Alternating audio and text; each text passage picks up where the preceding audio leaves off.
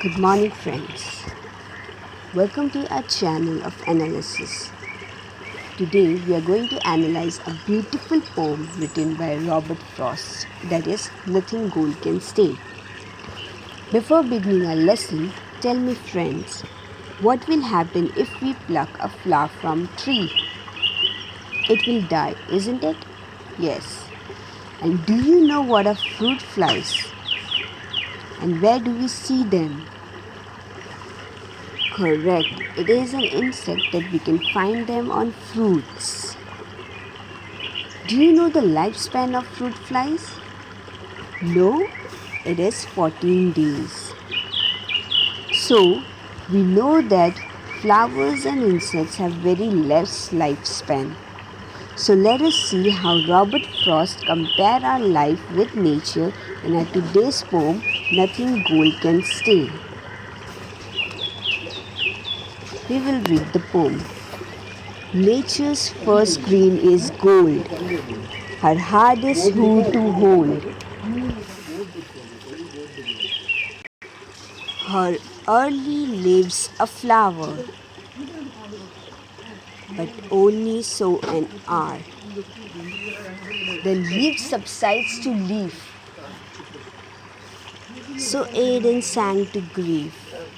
So dawn goes down today, nothing gold can stay. The poet is talking about the nature. The title of the poem, that is Nothing Gold Can Stay, means that every good thing will get destroyed or it will get extinct or will die.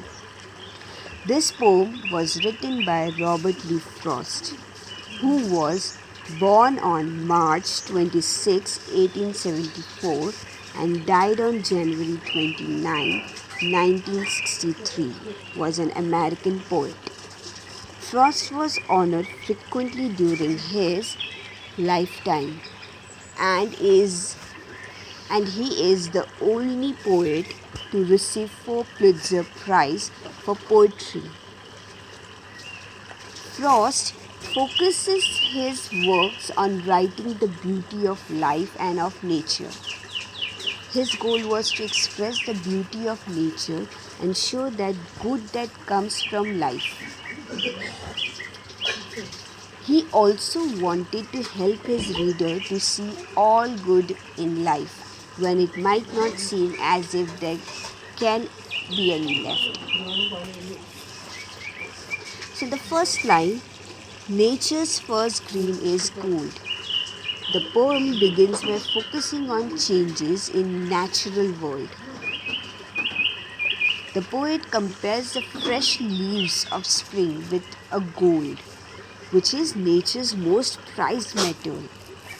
Gold is used as a symbol of everything that is fresh, youthful, and beautiful.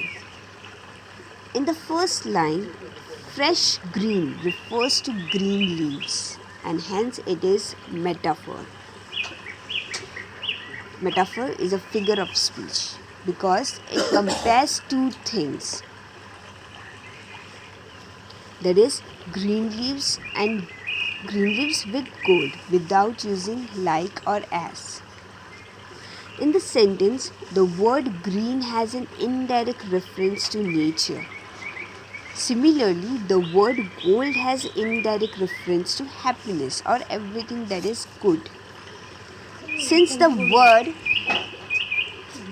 green and gold connotates nature and happiness respectively, that means the poet has used symbolic figure of speech. Now nature is putting her endeavor to protect her beauty against all the evil actions like cutting of trees, carbon emission, polluting water, and etc. In spite of hurting our nature is still selfless. Our nature provides us food, oxygen, shade, wood, etc. Hence, we should avoid hurting the trees and other natural things in our environment. So, through this, we learn that we share a mutual relationship We learn a value. We learn a value that we should share a mutual. We share a mutual relationship. If we take care of trees, they will take care of us. I would like to share the quotation of Martin Luther. He said, "Even if I knew that tomorrow the world would go into pieces, I would still plant my apple tree." So similarly, even we should be passionate just like Martin Luther and support afforestation. Then in the second and the third line, that is, her hardest who to hold, her early leaves a flower. Here, nature is trying to stop the freshness of her early spring from fading, perhaps like a mother who wishes her children would stay young forever. This shows that she does not want to lose her beauty and wants to stay young forever. In the second line, the figure of speech personification is used by giving nature the human quality to hold. The word who means to hold. The poet also used the figure of speech alliteration by repeating the sound H at the beginning. For example, hardest, who, and hold.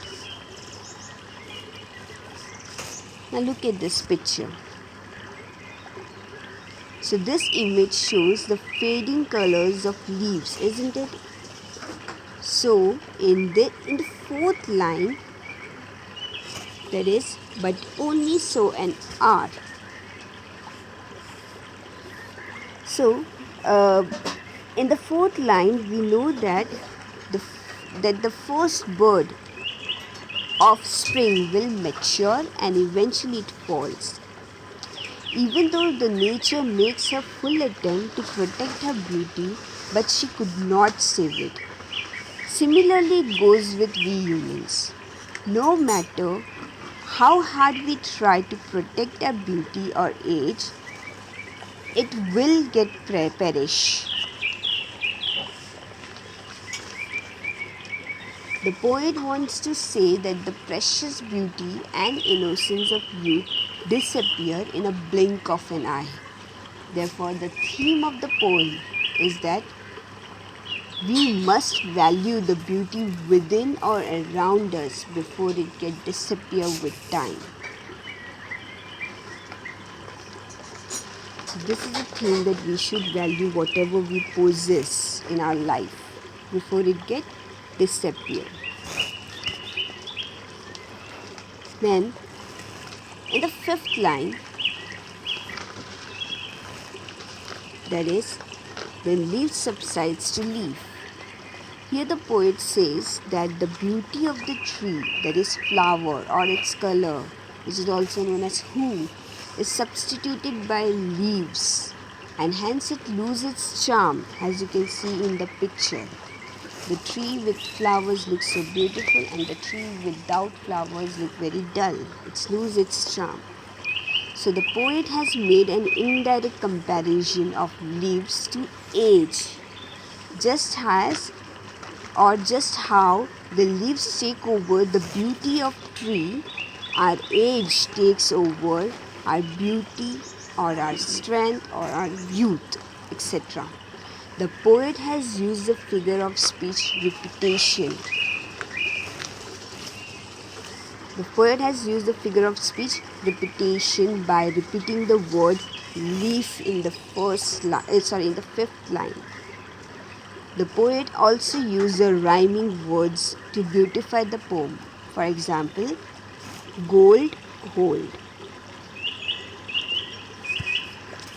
Flower, are. Leaf, grieve. Day, stay. These are the rhyming words. Then in the sixth line, so Eden sang to grief. So here the poet brings a biblical expression by talking about the Eden garden. it is a paradise which our creator or God promised that human will achieve after death. Eden is a place where each day remain constant. Each day will be same, unlike earth where we suffer from sorrow one day and difficulty on the other day. In the poem, Eden has been compared with flowers and leaves. So just as flower and leaves fall down onto the earth, similarly even the Eden sank when Adam and Eve ate apple from the forbidden tree and thereby got expelled from the Eden garden or paradise, because of which Eden sank to grief since there is no one in the paradise.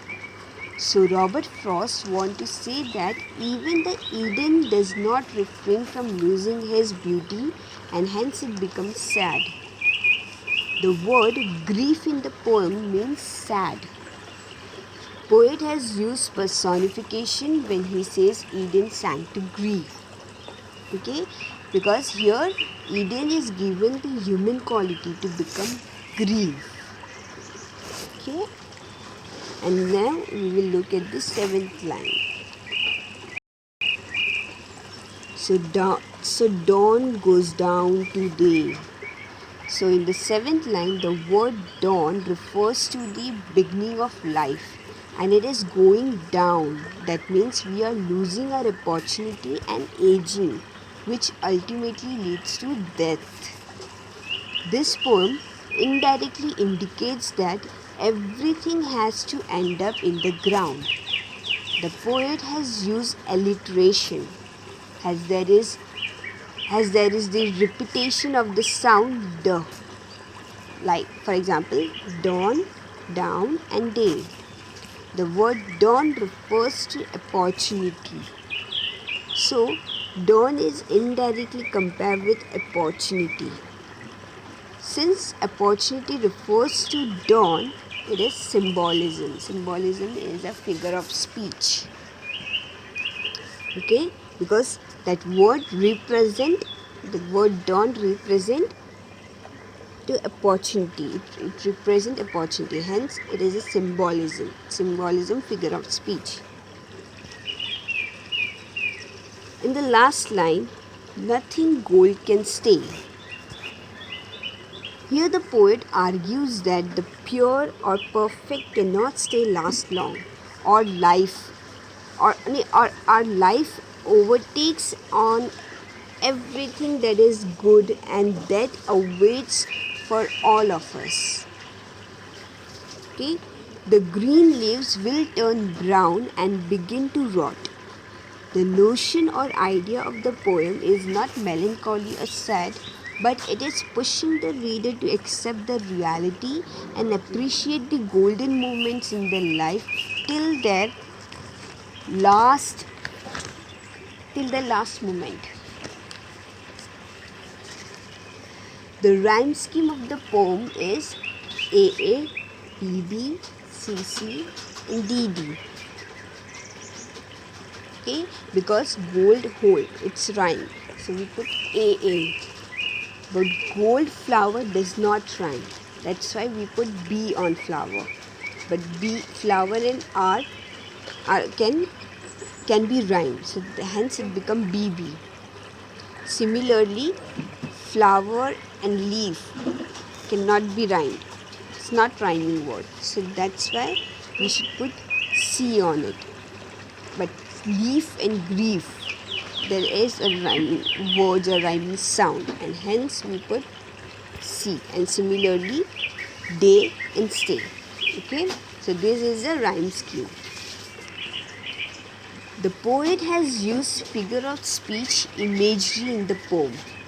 Imagery, what is imagery? Imagery is a descriptive writing that appeals to our senses, that is sight, taste, touch, smell and hearing. Okay, whatever we can sense it through our senses, then it is imagery, figure of speech. It helps to create a picture or image in our mind. For example, nature's first green is gold. Now here you can imagine the nature's first green. The tree might be looking very greenery. Yes, it creates an image in your mind. So it becomes an imagery. This sentence contains imagery figure of speech. Then leaf subsides to leaf. That means the leaf subsides to leaf. That means the flower is not there in the tree. And hence it creates the imagery that there is only a tree without flower. And nothing gold can stay. And when we read this line,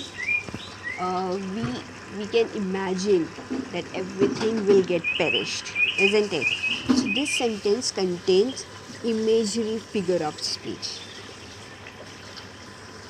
So in our today's lesson, we learn how Robert Frost tried to compare nature with human life to show that nothing is permanent and good thing will get perished in our today's lesson of Nothing Gold Can Stay.